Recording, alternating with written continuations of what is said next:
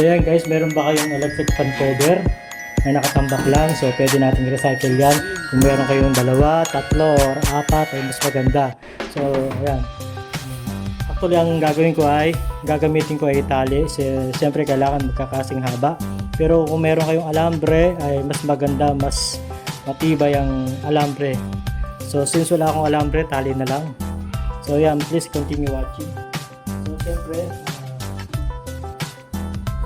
talian natin.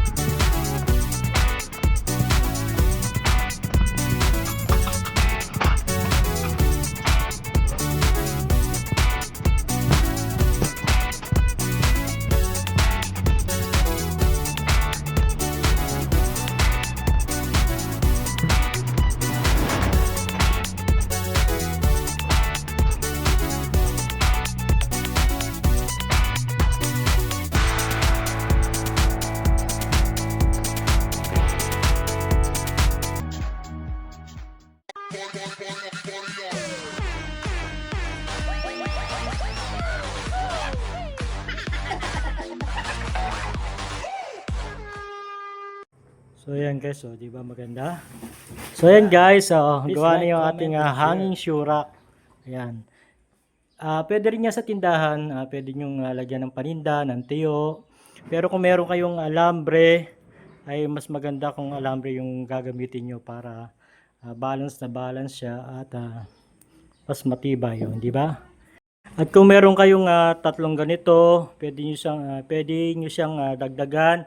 3, 4, ayan. Bahala na kayo kung ilan ang gusto nyo dagdag. Kaya kung meron kayong mga natatabing ganyan, ay gawin nyo ng shoe rack o sabitan ng inyong mga paninda sa tindahan. Di ba? Thanks for watching. Yan. Kaya huwag nyo tatapon. Recycle din pag may time.